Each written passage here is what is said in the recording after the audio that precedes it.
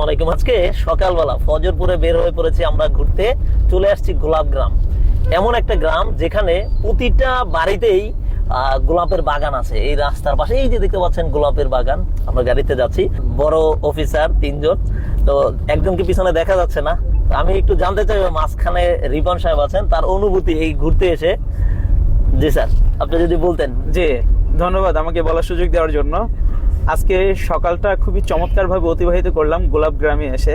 আসলে প্রত্যেকটা বাড়ির আঙিনায় গোলাপের এক একটা বাগান, এটা আসলে দেখলে নিজের মন যেমন উচ্ছ্বাসিত হয় এবং এই গ্রামের যে সৌন্দর্য সেটা খুব চমৎকারভাবে ফুটে উঠেছে।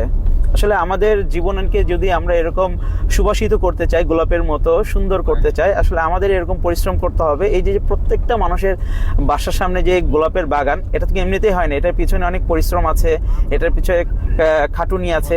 দেন একটা সময় সে এখান থেকে চমৎকার সুন্দর ফুল পেয়েছে। তো আমাদের জীবনকে যদি আমরা চমৎকার করে সাজাতে চাই এবং সুবাসিত করতে চাই, আমাদের জীবনে পরিশ্রমের বিকল্প কিছু নেই। তা আশা করছি সবাই বুঝতে পেরেছেন। সবাই পরিশ্রমী হব, আমরা নিজের জীবনটিকে গোলাপের মতো সাজানোর চেষ্টা করব। ধন্যবাদ। থ্যাংক ইউ, খুব চমৎকার একটা কথা বলেছেন। সকাল শুরু হয়, কথা প্রচলন আছে, morning sun shows the day. সকালটাই যদি আপনি শুরু করতে পারেন, আগে আমরা যে কোনো দিন যেভাবে কাটাইছি এর চেয়ে বেটার একটা দিন আজকে সকালে আমরা ঘুরতে এসে আলহামদুলিল্লাহ আমাদের ভালো লেগেছে। সো এরকম সকাল থেকে কাজ শুরু করেন, ভালো কিছু হবে ইনশাআল্লাহ। ঠিক আছে, আল্লাহ হাফেজ।